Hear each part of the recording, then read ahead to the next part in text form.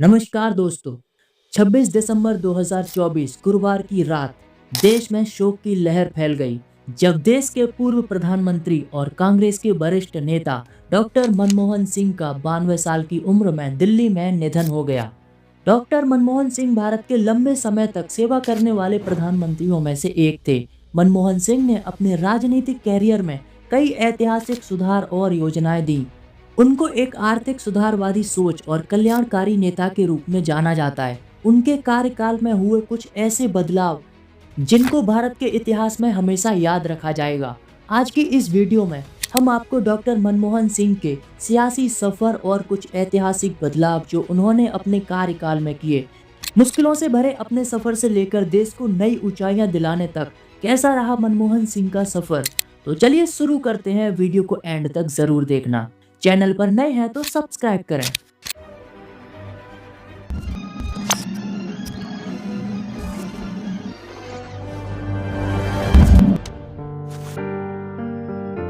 Doctor Manmohan Singh का जन्म 26 सितंबर 1932 को ब्रिटिश भारत के पंजाब प्रांत में हुआ था। जिस गांव में उनका जन्म हुआ उसका नाम गाह था और बंटवारे के बाद अब वह पाकिस्तान में है। हालांकि आजादी के बाद उनका परिवार अमृतसर में आकर बस गया। इनके पिता गुरमुख सिंह और माता का नाम अमृत कौर था। इनकी ग्रेजुएशन और पोस्ट ग्रेजुएट पंजाब यूनिवर्सिटी से हुई थी। बाद में कैम्ब्रिज से पीएचडी और ऑक्सफोर्ड से डी.फिल किया। वे पंजाब विश्वविद्यालय और बाद में दिल्ली स्कूल ऑफ इकोनॉमिक्स में प्राध्यापक भी रहे। इसी बीच वे संयुक्त राष्ट्र व्यापार और विकास सम्मेलन सचिवालय में सलाहकार भी रहे। कुछ समय बाद वे United Nations conference on trade and development और वर्ल्ड बैंक जिनेवा में भी नियुक्ति मिली। उन्होंने व्यापार और विकास अर्थशास्त्र में अंतर्राष्ट्रीय पहचान बना ली थी। उन्होंने भारत सरकार के लिए बहुत सी सेवाएं की। 1972 से 1976 में वे मुख्य आर्थिक सलाहकार बने। 1982 से 1985 तक भारतीय रिजर्व बैंक के गवर्नर भी बने। इसके बाद 1985 से 1987 में उन्होंने योजना आयोग के उपाध्यक्ष के रूप में भारत की आर्थिक योजना में योगदान दिया। इस समय भारत की आर्थिक स्थिति बहुत खराब थी। भारत आर्थिक संकट से जूझ रहा था और 1991 में उन्होंने राजनीति में कदम रखा। 1990 में चंद्रशेखर की सरकार गिरने के बाद पीवी नरसिम्हा राव 1991 में भारत के प्रधानमंत्री बने। नरसिम्हा राव ने वित्त मंत्री का प्रस्ताव मनमोहन सिंह को दिया, लेकिन मनमोहन सिंह इस बात को मजाक समझ बैठे। ये बहुत ही इंटरेस्टिंग वाकया है। उनको यकीन नहीं हुआ कि उनको वित्त मंत्री के रूप में नियुक्त किया जाएगा। शुरुआत में सभी सदस्यों ने भारतीय रिजर्व बैंक के पूर्व गवर्नर आई.जी. पटेल का नाम आगे किया, लेकिन उन्होंने इनकार कर दिया। बाद में मनमोहन सिंह का नाम सामने आया, लेकिन अब तक रात हो चुकी थी और अगले ही दिन शपथ ग्रहण थी और डॉक्टर मनमोहन सिंह अपनी नीदरलैंड की यात्रा से वापस लौटे थे 20 जून 1991 को, और वो थके हारे सो रहे थे। तभी पीसी अलेक्जेंडर, जो कि प्रशासनिक सेवा अधिकारी थे, उन्होंने डॉक्टर सिंह को फोन किया और तुरंत मिलने को कहा और रात को ही उनके घर पहुंच गए। और अलेक्जेंडर ने डॉक्टर सिंह को बताया कि वे राव की सरकार में वित्त मंत्री बनने के लिए नियुक्त किए जाएंगे। पहले तो डॉक्टर सिंह ने उनकी बात को मजाक में ले लिया और सुबह होते ही यूजीसी ऑफिस के लिए निकल गए। और इधर उनका शपथ ग्रहण समारोह में इंतजार होने लगा। जब कहीं नजर नहीं आए तो खोजबीन शुरू की गई और फोन पर पूछा गया क्या वो वित्त मंत्री का पद ग्रहण करना चाहते हैं। तो वे जल्दी से घर वापस आए और तैयार होकर अशोक हॉल पहुंचे और शपथ ग्रहण समारोह में शामिल हुए। हालांकि उन्हें उस समारोह में वित्त मंत्रालय का पद नहीं सौंपा गया, लेकिन उन्हें वित्त मंत्री नॉर्थ ब्लॉक ऑफिस से काम करने के लिए कहा गया। बाद में उन्हें आधिकारिक तौर पर वित्त मंत्रालय दिया गया। उन्होंने वित्त मंत्री के रूप में एक महत्वाकांक्षी और अभूतपूर्व आर्थिक सुधार किया। करों में कटौती, रुपए का अवमूल्यन, सरकारी कंपनियों का निजीकरण और निर्यात को प्रोत्साहन दिया। 1990 दशक में देश की अर्थव्यवस्था पुनर्जीवित हुई और आपको बता दूं 1991 एक ऐतिहासिक बजट वाला साल रहा।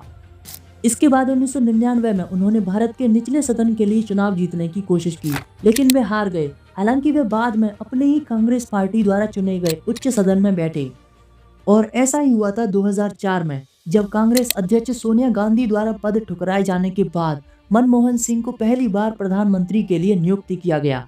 हालांकि कुछ आलोचकों ने आरोप लगाया कि सोनिया गांधी ही सत्ता की असली स्रोत है और डॉक्टर मनमोहन सिंह कभी भी सही मायने में प्रभारी नहीं थे। यहाँ तक कि आलोचकों ने यह भी कहा कि डॉक्टर सिंह सोनिया गांधी के अधीन रहे हैं। डॉक्टर मनमोहन सिंह के पहले 5 साल के कार्यकाल की सबसे बड़ी सफलता ये थी कि उन्होंने अमेरिकी परमाणु प्रौद्योगिकी तक पहुंच सुनिश्चित करने के लिए एक ऐतिहासिक समझौते पर हस्ताक्षर किए और भारत को परमाणु अलगाव से बाहर निकाला। लेकिन इस समझौते की कीमत भी चुकानी पड़ी। सरकार के कम्युनिस्ट सहयोगियों ने इसका विरोध करने के बाद समर्थन वापस लिया और कांग्रेस को वोट खरीदने के आरोपों के बीच एक दूसरी पार्टी का समर्थन करके खोई हुई संख्या की वापसी की। हालांकि उन्होंने अपनी ईमानदारी और बुद्धिमत्ता से सम्मान भी अर्जित किया। 2009 में जब डॉक्टर मनमोहन सिंह ने कांग्रेस को दूसरी बार निर्णायक चुनाव में जीत दिलाई, तो उन्होंने एक वचन दिया कि पार्टी इस अवसर पर खरी उतरेगी। लेकिन बहुत जल्दी ही ये चमक फीकी पड़ने लगी। उनका दूसरा कार्यकाल कैबिनेट मंत्रियों के घोटाले, देश का अरबों डॉलर से नुकसान जैसी खबरों से भर गया और विपक्ष ने संसद को ठप कर दिया। भाजपा के वरिष्ठ नेता लाल कृष्ण आडवाणी ने डॉक्टर सिंह को भारत का सबसे कमजोर प्रधानमंत्री कहा। इस पर मनमोहन सिंह ने अपना बचाव करते हुए देश और देशवासियों के कल्याण के लिए अत्यंत प्रतिबद्धता और समर्पण के साथ काम किया। अपने कार्यकाल के दौरान डॉक्टर सिंह ने ऐसे काम भी किए जिनके लिए देश उनका हमेशा कर्जदार रहेगा, जैसे मनरेगा।